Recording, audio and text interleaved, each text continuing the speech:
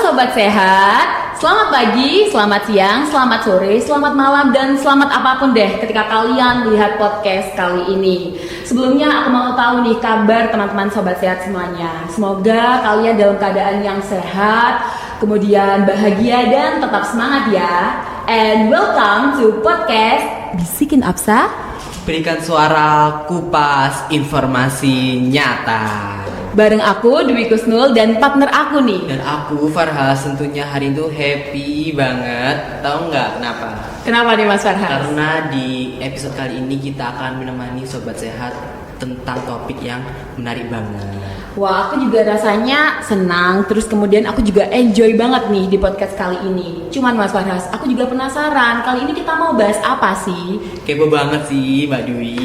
Podcast kali ini tuh kita akan ngobrol mengenal World Tobacco Asia atau disebut WTA dan vape sebagai ancaman tersembunyi bagi kesehatan dan generasi menuju masa depan tanpa asal. Wah, hot banget gak sih pembahasan kita kali ini gitu Mas Farhas? Karena menurut aku dan mungkin teman-teman juga berpikir gitu ya, bahwasanya isu rokok dan vape itu masih menjadi tantangan bagi generasi muda seperti kita di Indonesia saat ini gitu.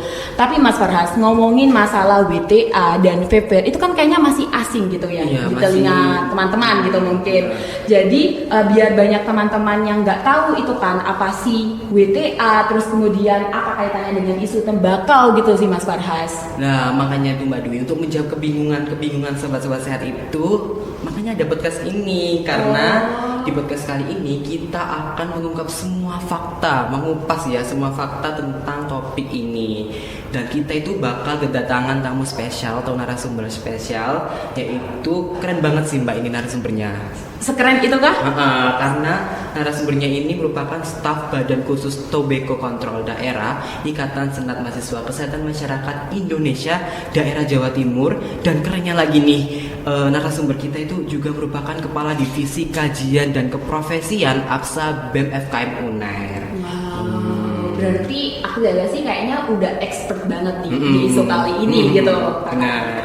Langsung saja ya kita sambut ya. Langsung aja. Langsung welcome Mbak Nabila. Yeay.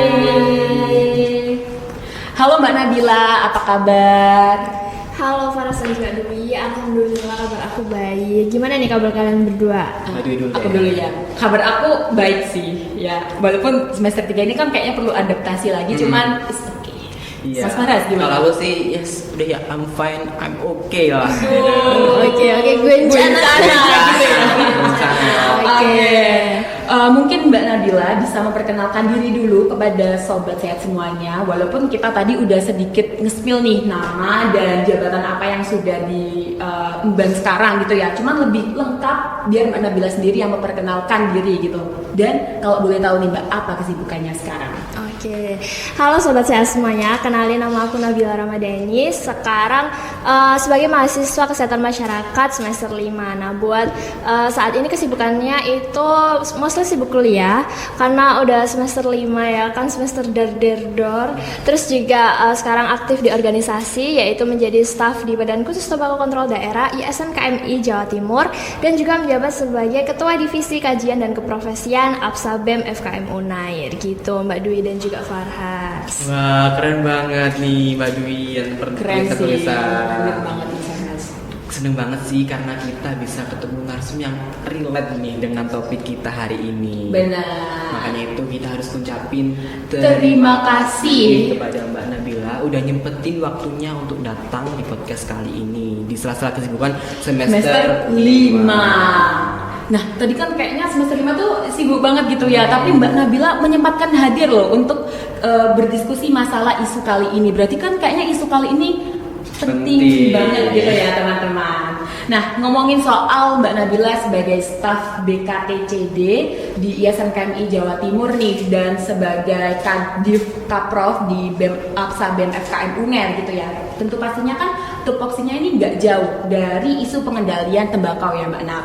Nah, kebetulan banget Mas Farhas, ternyata topik kita hari ini juga seputar hal itu, yaitu tentang penyelenggaraan World Tobacco Asia atau WTA dan vape yang lagi ramai banget dibicarain akhir-akhir ini. Sampai sempat loh ada salah satu organisasi yang membuat at yours di Instagram. Nah, Mas Iya. Farhas ikut nggak waktu itu? Terus ya ikut di IG-nya Ism kami kan. Benar, tentu Mbak Nap juga ikut gak sih at yours itu dan pasti udah tahu gitu.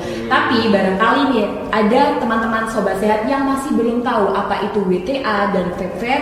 Jadi boleh untuk Mbak Nap bisa jelasin sebenarnya WTA itu apa sih dan kenapa acara ini tuh ada menimbulkan kekhawatiran begitu ya dari sisi kesehatan masyarakat terutama bagi generasi muda. Padahal itu kayak pameran biasa gitu kan ya Mbak. Nah, kenapa begitu? Bisa dijelaskan? Oke, sebenarnya itu bukan pameran yang biasa aja ya Mbak Dewi, karena Vape Air dan juga World Tobacco Asia ini kan pameran yang mostly dia itu memamerkan produk tembakau dan skalanya itu udah internasional.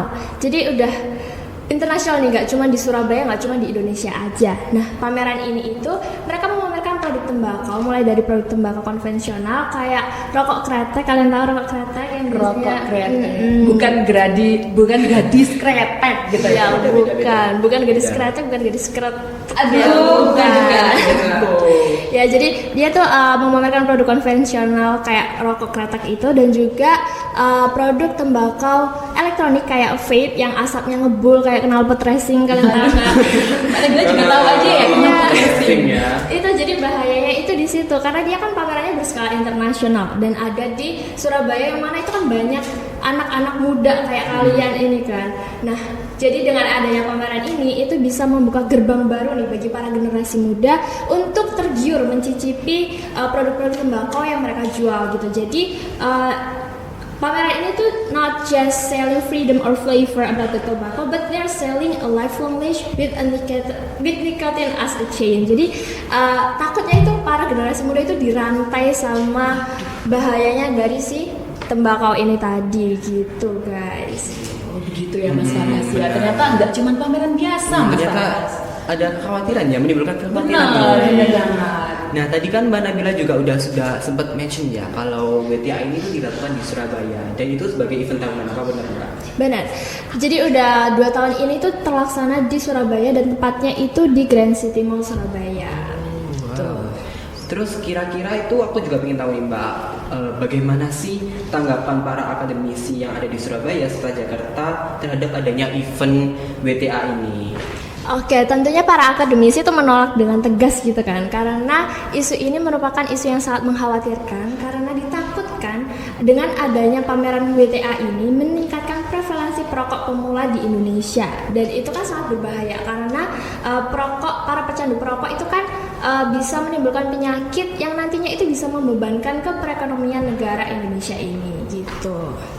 Oh ternyata ya itu tadi ya sasarannya tuh Di kota-kota besar Besar ternyata gitu, Mbak, Mas Farhan. kayak Surabaya nih contohnya. apa mungkin karena memang perlu sasaran yang banyak gitu ya. Makanya di kota-kota besar seperti di Surabaya. Dan kalau ditarik benang merah nih guys, ternyata akademisi yang ada di Surabaya maupun di Jakarta itu mereka tidak setuju dengan adanya kegiatan atau event WTA ini, World Tobacco Asia.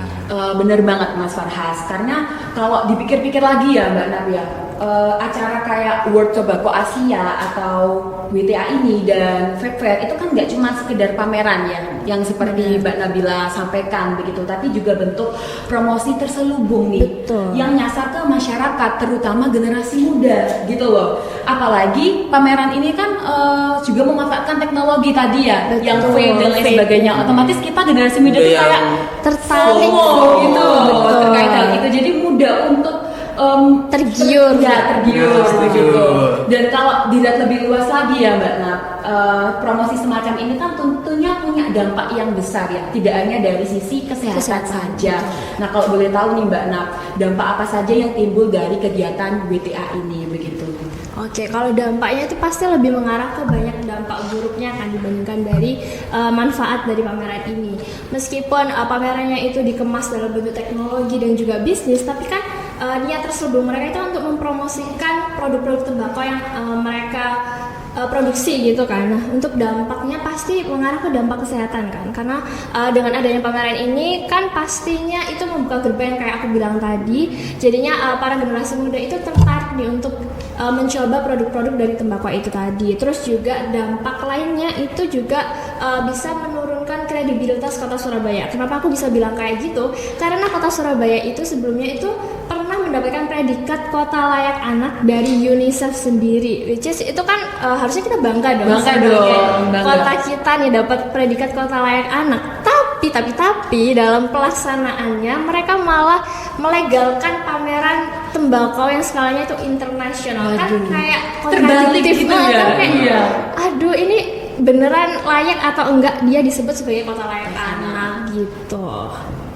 Nah guys, sobat sehat dan pemirsa, dari penjelasan Mbak Nabila ini kita jadi tahu kan kalau dampak promosi Promosi. tembakau ini tuh luas banget. Luas banget. Mulai dari kesehatan, sosial, terus ekonomi negara tadinya sudah di-mention, dan Negara. sampai kebijakan. Nah, terus nih Mbak, kita kan sebagai anak muda itu juga pengen tahu kan, kira-kira langkah-langkah kecil apa yang bisa dilakukan anak muda untuk mengurangi pengaruh dari promosi tembakau ini. Intinya kayak gimana biar iman kita itu kuat. Benar, karena kan kayaknya kita yang jadi sasaran Hmm, utamanya benar. gitu. Gimana sih caranya biar kalian kuat dari paparan promosi dari tembakau ini? Tentunya itu kita bisa melakukan dari small action yang dimulai dari diri kita sendiri gitu. Kan kita udah mahasiswa nih ya, udah maha bukan siswa lagi. Jadi kita bisa loh jadi agen perubahan untuk diri kita sendiri. Jadi bisa dimulai dengan berkomitmen untuk tidak merokok, tidak mencicipi rokok, dan tidak punya ada niat sedikit pun untuk megang rokok. Itu jangan. Oke. Jangan jadi ya, jangan. Jangan ya Dek ya. Terus langkah berikutnya itu kalian kalau misalkan lagi di jalan nih terus melihat ada papan iklan promosi rokok dan tempatnya itu berdekatan dengan area KTR, kawasan tanpa rokok, maupun dekat dengan sekolah. Nah itu kalian jangan diem aja, itu kalian bisa foto dan kalian bisa laporin ke Kominfo maupun ke Kemenkes. Selain itu juga kalau kalian scrolling sosial media nih, terus kalian nemu ada iklan-iklan rokok, nah itu kalian juga bisa screenshot, terus langsung laporin aja ke Kominfo maupun ke Kemenkes. Karena di Indonesia itu diatur di UU Kesehatan pada pasal 446 ayat 1, dia itu strictly melarang untuk promosi rokok dalam bentuk apapun di media digital gitu. Terus yang ketiga itu karena kalian juga anak organisasi kan, pastinya banyak dong event-event yang butuh tambahan dana, dan biasanya kan kita nyari sponsorship nih. Nah, sponsorshipnya itu kalian bisa mulai dengan menolak sponsorship dari industri-industri tembakau. Nah, itu merupakan bentuk penolakan karena kita lebih memilih kepentingan kesehatan daripada dana yang mereka gelontorkan untuk event yang bakal kita lakuin di organisasi itu. Jadi dari small action yang kita lakuin tadi itu bisa loh berdampak pada kesehatan kita dan juga kesehatan di lingkungan kita bersama. Apalagi kita kan mahasiswa kesehatan masyarakat ya, masa mau sih dijajah sama industri tembakau kan gak banget kan. Bener. Wah ternyata langkah-langkah kecil itu dampaknya besar sekali ya Mbak Nabila. Kalau dari penjelasan Mbak Nabila, cuman memang ada beberapa langkah yang kayaknya itu susah untuk dijalankan. Yang tadi misalnya dia sudah menjadi perokok aktif, untuk berhenti kan kayaknya susah gitu. Tapi kalau misal ada niat nih Mas Faras dari diri kita, pastinya bisa dong untuk melakukan pemberhentian terhadap rokok gitu. Nah tadi kan langkah-langkah kecil nih Mbak. Nah sekarang aku mau tahu deh, kalau misal dari langkah yang besar gitu ya, berarti kan bisa masuk organisasi nih. Betul. Nah kalau boleh tahu dari sisi organisasi ISMKMI dulu deh, ISMKMI Jatim itu langkah apa aja yang sudah dilakukan untuk menanggapi adanya event WTA atau VPR ini? Kita fokus ke ISMKMI Jatim dulu, gimana langkahnya?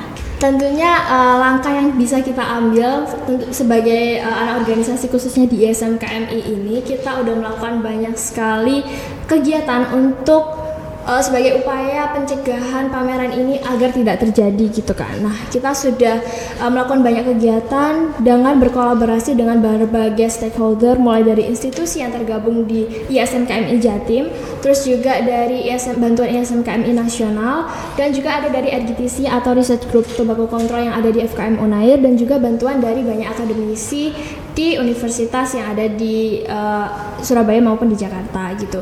Terus buat langkah-langkah kegiatan apa aja sih yang udah diambil sama ISM KMI? Yang pertama itu kita sudah mengirim surat penolakan ke berbagai pemangku kebijakan di dinas kesehatan dan juga di pihak kepolisian yang memberikan izin penyelenggaraan dari event WTA ini. Namun sayangnya itu tidak ada surat balasan dari mereka. Itu sedih banget sih. Sedih ya, Mbak Nadia. Sedih banget. Terus yang kedua itu kita juga sudah melakukan advokasi nih, mengirim surat audiensi advokasi ke Gubernur Jatim.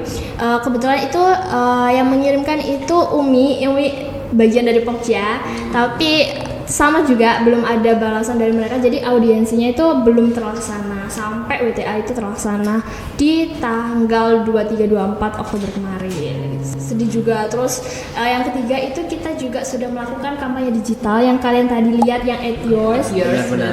Itu terus juga kita sudah menyebarkan petisi sebagai bentuk penolakan dari event WTA itu. Terus karena kita kan ini kayak gerak sendiri gitu kan, dari pemerintahan itu nggak ada feedback apapun gitu.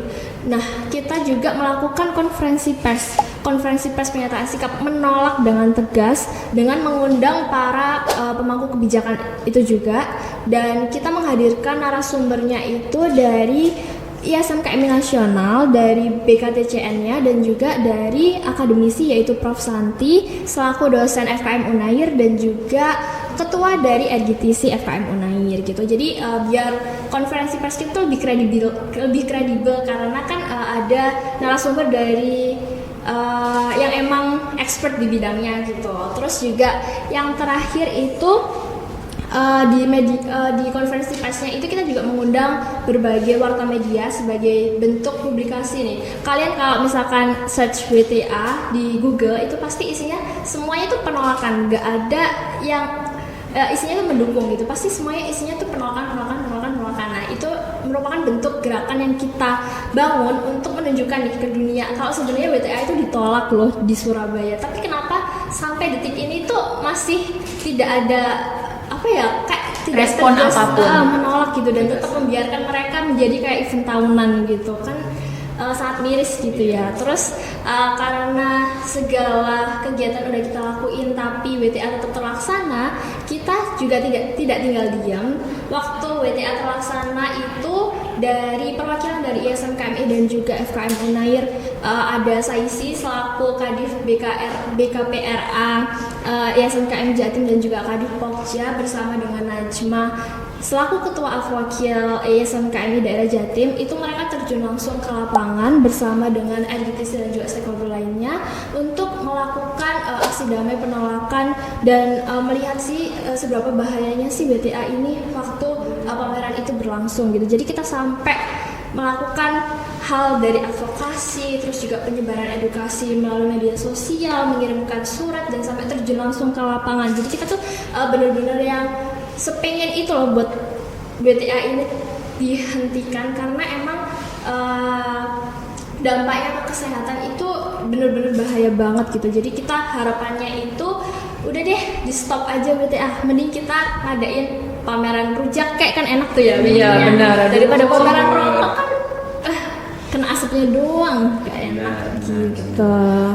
Bener sih Mbak Nat gitu ya. Dan menarik banget nih kalau dilihat dari penjelasan Mbak Nabila bahwasannya ternyata udah banyak sekali langkah yang diambil baik dari ISM KMI Jatim maupun ISM KMI Nasional gitu ya. Jadi gerakannya tuh udah cukup luas walaupun memang ternyata tidak ada feedback yang sesuai ekspektasi kita gitu, sampai WTA ini tetap berjalan gitu ya Mbak Nar di Grand City ya kalau nggak salah gitu. Tapi teman-teman Sobat Seni juga perlu tahu bahwasannya gerakannya ini tuh gak cuma di tingkat daerah saja, tapi sampai nasional juga ikut berpartisipasi ya Mbak Nab. Betul. Dan aku sempat baca juga Mbak Nabila bahwasannya ada salah satu daerah, kalau nggak salah di daerah NTT nih, bahwasannya melakukan audiensi ke Kemenkes NTT-nya terkait penolakan WTA ini. Berarti kan yang peduli ini nggak hanya di daerah Surabaya aja, di Jawa Timur, tapi di seluruh Indonesia. Mungkin harapannya di tahun depan barangkali diadakan lagi nih WTA. Untuk pastinya jangan dong. Ya harus jangan ditolak gitu ya, karena sampai nasional itu tegas menolak, gak setuju, betul. Tuh, tadi kan sudah di-mention juga sama Mbak Nabila kalau di aksi bergerakan mereka ini untuk mengatasi WTA ini tuh udah ada kolaborasi dari mahasiswa dan atau dosen-dosen FKM. Ya kan? Nah, aku pengen tahu sih karena Mbak Nabila ini juga merupakan Kadif Kaprof Aksa BEM FKM UNER. Aku pengen tahu dari sisi Aksa nih, apakah Aksa sendiri itu sempat ikut ambil bagian atau melakukan aksi tertentu terkait adanya penyelenggaraan World Tobacco Asia ini, Mbak Nabila? Betul. APSA ini kan Hima FKM UNER kan, yang mana kita itu juga masuk nih di institusi yang dinaungi oleh ISNKMI daerah Jawa Timur. Tentunya kita juga punya kontribusi untuk turut menolak dalam pameran WTA ini. Yang pertama itu kita yang itu tadi kita juga turut menyuarakan aksi penolakan di media sosial dengan mengupload at yours dan juga feeds dengan tujuannya itu untuk memberikan edukasi nih ke masyarakat tentang adanya WTA dan juga dampaknya dari segi kesehatan sosial maupun ekonomi itu sendiri. Terus juga AKSA itu sebelum terlaksananya WTA itu kan di divisi Pokja itu sempat ikut event HTTS. Kalau kalian tahu, HTTS itu kepanjangan dari Hari Tanpa Tembakau Sedunia. Nah, jadi kita juga sudah jauh sebelum itu juga turut untuk mengedukasi masyarakat nih tentang bahaya dari tembakau itu sendiri. Jadi HTTS-nya itu kebetulan dilaksanakan di CFD Taman Bungkul dan di situ banyak banget kan ya Mbak Dwi. Benar, aku juga ikut sih Mas Faras waktu itu. Seru banget. Karena di situ juga kita melakukan aksi nyata juga kan, karena kita minta mereka untuk menukar putung rokok sama pisang kan, tentunya lebih enak makan pisang sih daripada nyebar rokok gitu. Jadi kita juga dari segi APSA BEM FKM UNER itu juga sudah turut berkontribusi untuk pengendalian tembakau dan juga aksi penolakan WTA di Surabaya ini. Gitu. Wah, keren banget ya Sobat Sehat semuanya. Jadi kolaborasi antar organisasi nih, bukan hanya organisasi di lingkup kampus, tapi juga di luar kampus itu merupakan peranan penting dalam memperkuat gerakan pengendalian tembakau gitu. Tapi Mas Faras kayaknya kurang satu support system deh. Mungkin ini ya, mungkin dari sisi kampus nih kita bakal tanya ke Mbak Nabila. Kan kita tadi udah bahas aksinya dari ISNKMI, APSA itu ikut bergerak untuk penolakan WTA dan vape fair. Nah, kalau dari sisi kampus nih Mbak Nabila, apakah ada dukungan dari fakultas ataupun universitas mengenai dukungan kebijakan terkait event penyelenggaraan World Tobacco Asia ataupun vape fair ini? Oke, tentunya dari fakultas kita tercinta ini sangat mendukung untuk kita melakukan penolakan terhadap WTA. Seperti yang aku sebutkan tadi, salah satu dosen yang vokal tentang penolakan WTA itu adalah Prof. Santi, yang mana beliau itu merupakan ketua RGTC UNER yang memang fokusnya itu pada pengendalian tembakau gitu. Jadi beliau itu menegaskan bahwa penyelenggaraan WTA itu bertentangan dengan UU Kesehatan, terus juga bisa melemahkan status Surabaya sebagai kota layak anak itu tadi, serta mendorong pemerintah daerah dan kepolisian untuk tegas mencabut izin WTA. Udah deh, gak usah balik lagi ke Surabaya di tahun depan dan tahun-tahun berikutnya. Dan juga FKM UNER itu tidak hanya berperan sebagai mitra akademik, tapi juga sebagai penggerak aktif dalam memperjuangkan kebijakan kesehatan yang pro pada kesehatan masyarakat gitu. Wow, keren banget ya. Karena bisa kita bilang dari jawaban Mbak Nabila ini, kalau dukungan kampus ini berperan penting Mbak untuk menciptakan lingkungan yang saling mendukung. Dan pentingnya peran kampus ini itu untuk pengendalian tembakau di lingkungan universitas biar gak ada yang merokok sembarangan di kampus. Setuju sih Mas Farhas, karena menurut aku ya Mbak Nab, kampus itu bukan hanya sekedar tempat untuk belajar. Betul. Karena kalau di SMA itu kan serumah kedua kita kan sekolah ya. Berarti kalau kita udah menjadi mahasiswa, rumah kedua kita kampus lah gitu. Jadi kampus bukan hanya tempat belajar, tapi juga menjadi wadah untuk menumbuhkan kesadaran dan kebiasaan hidup sehat di kalangan mahasiswa begitu. Jadi dengan adanya dukungan dari Civitas Akademika, kemudian harapannya kampus ini bisa menjadi contoh nyata ya dalam mewujudkan lingkungan yang benar-benar bebas dari asap dan pengaruh tembakau. Wah, gimana Mbak Dwi? Keren banget kan?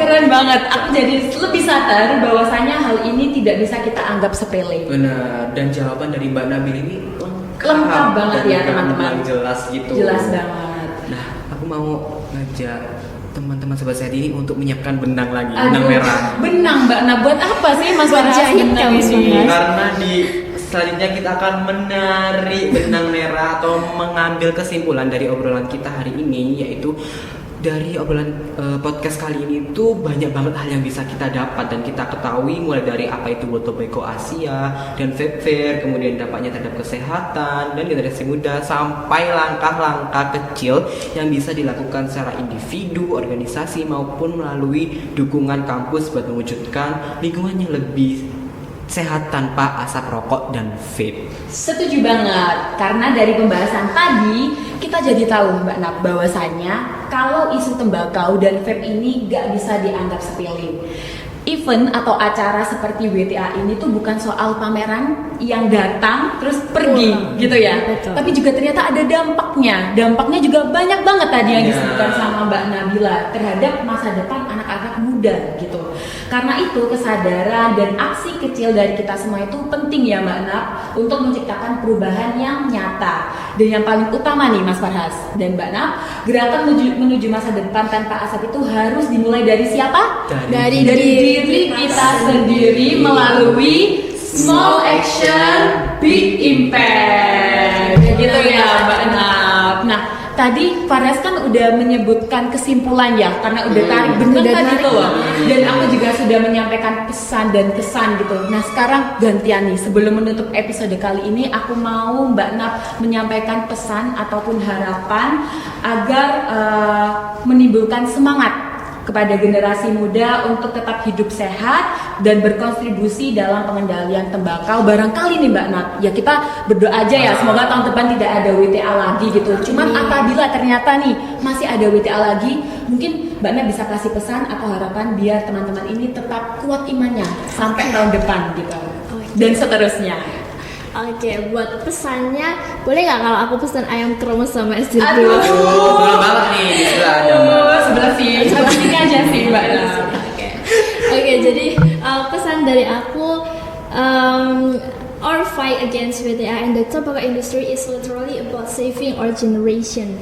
Karena dari event ini tuh benar-benar memberikan dampak yang luas banget kan, kayak yang udah kita bahas dari awal sampai akhir tadi sih, sampai kalian bisa menarik benang merah dan tinggal kita jahit.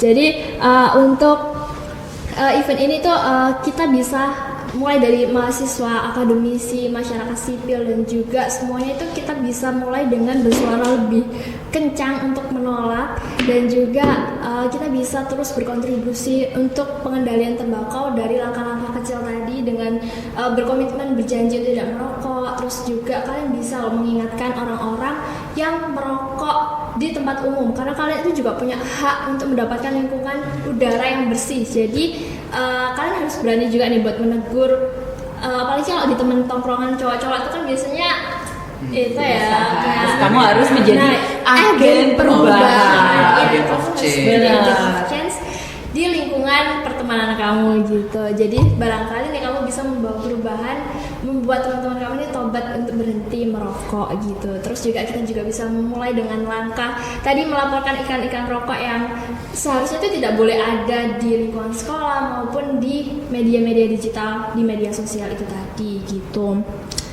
Jangan mau kita sebagai generasi muda itu jadi cash cow atau sapi perah bagi industri yang profitnya itu dari kecanduan dan juga dari penyakit. Karena we're not rejecting WTA, we're building a movement for healthier public space. Suara kita hari ini tuh bisa nentuin gimana sih generasi kita di 2045 nanti, akankah jadi generasi emas atau justru malah jadi generasi yang cemas. Kan jangan sampai ya. Ya gitu. Terus let's be generation that says no to tobacco dan yes to our right to breathe clean air, karena kita semua itu berhak untuk mendapatkan udara yang bersih, sehat dan bebas dari paparan asap rokok gitu. Wah, keren banget guys. Keren banget. Closing statement dari Mbak Nabil ini touching touching banget di hati-hati aku, apalagi di hati para pemuda kan Mbak. Benar, aku juga Touching ngerasa banget. bahwasanya kayak aduh semakin yakin bahwasanya kita ini punya peran penting dalam pengendalian isu tembakau gitu sebagai generasi muda Mas Farhas. Bener, karena tadi udah sempet di closing statement dan kita udah kayak touching, kayak merasa terbawa, Tersentuh. termotivasi kan. Kita ucapin terima kasih kepada Mbak Nabila karena udah nyempetin datang di podcast episode kali ini dan tentunya sudah menyampaikan insight yang benar-benar keren banget dan bermanfaat bagi sobat sehat maupun pemirsa-pemirsa yang lainnya. Benar, tapi Mas Farhas aku juga mau ucapin terima kasih nih, gak ke Mbak Nabila doang. Ke siapa Ya kepada sobat sehat semuanya yang dari tadi nih Mbak Nab, aku lihat kayaknya masih mantengin layar HP-nya masing-masing sih Waduh. untuk mendengarkan podcast kita dari awal sampai akhir. Jadi aku mau ucapin terima kasih kepada sobat sehat semuanya yang udah dengerin dari awal sampai akhir. Salting deh, dilihatin dari awal sampai akhir. Karena menurut aku pembahasan kita sangat berbobot sekali ya Mbak Nab. Bener, tapi kali ini tuh worth it banget. Worth it banget. Benar banget. Ada yang ketinggalan guys? Aduh, apa lagi nih yang ketinggalan Mas Farhas? Jangan lupa untuk Like, comment, share, and subscribe. biar makin banyak yang sadar bahaya tersembunyi di balik promosi tembakau dan vape. Benar banget. Maka dari itu, saya Dwi Gusnul, Dan saya Farhas. kami pamit undur diri. Sampai jumpa di episode berikutnya. Tetap sehat, tetap semangat, and bye-bye.